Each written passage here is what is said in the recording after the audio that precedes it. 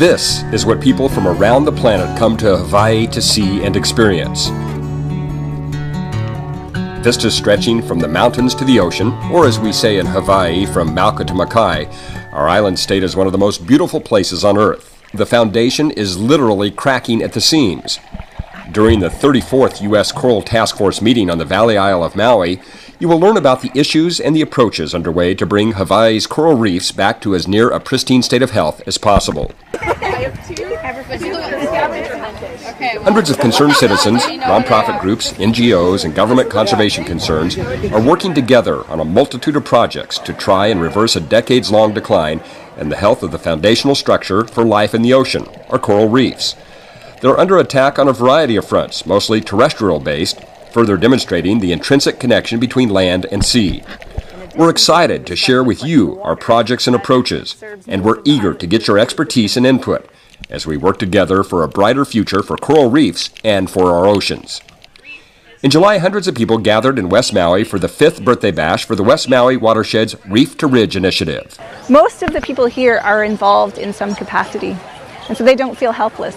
They're educating visitors when they're coming through about what the rules are for this area. They're coming out to help plant, provide education to everyone. And I think there are some trends that we're seeing the beginning of the promise of hope.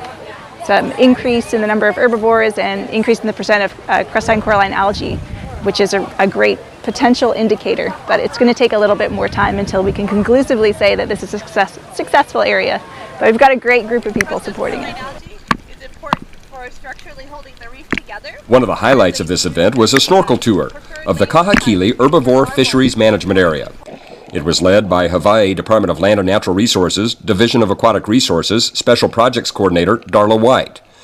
Participants got an up-close and first-hand look at a reef in decline, and a reef that is getting lots of attention to try and save it.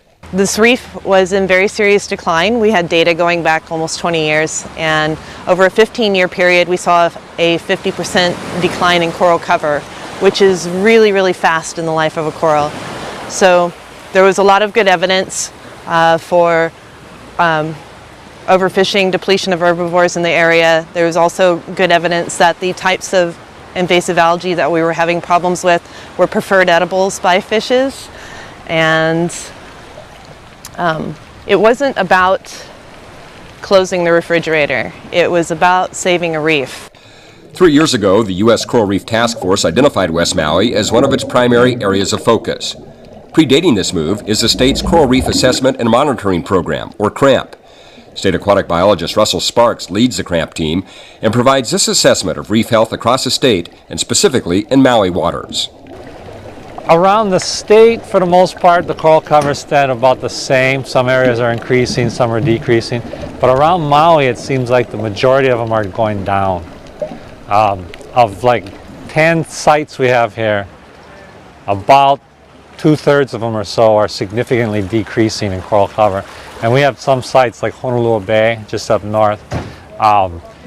Papula Point, which is our North Shore site, just off the runway. The airport over there, and then Malaya Bay, that have completely gone off the end. They're no longer really functionally coral reefs. They've gone from 50%, 60% coral cover down to less than 10. And those areas tend to be dominated by algae growth, things of that sort. Critical to any coral reef recovery is changing land use paradigms to reduce or stop the inflow of pollutants, storm and agricultural runoff, nutrient-rich water which causes algal blooms which in turn smother and ultimately kill corals. The Reef to Ridge effort is currently focusing on 5 West Maui watersheds, and it's hoped the success of these efforts will provide the foundation for the introduction of best practices in additional watersheds. We are only dealing with 5, and we're doing that in 2 phases. The first phase is Wahikuli and Honokawai, and then the second phase we're starting now is moving north up to Honolulu watershed. So Honokahua and Kahana in there too. The reason that we're not taking on a larger area is that there are not endless resources, and so rather than doing a bad job at a large area, we're trying to really focus, and by focusing, test this model of doing site-specific planning and implementation and science, and hopefully moving the needle on coral reef health. All the animals of the sea should be reason enough to protect, preserve, and restore our coral reefs. It's an imperative for them, for us and for a healthier future for our ocean. We work with other agencies. We work with the University of Hawaii.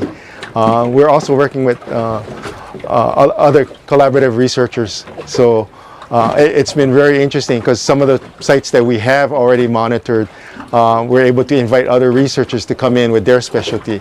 So they're looking at algae, so they're looking at other sites. So some of the EPA sites are also established in the areas that we've already, we have some historical data for that area.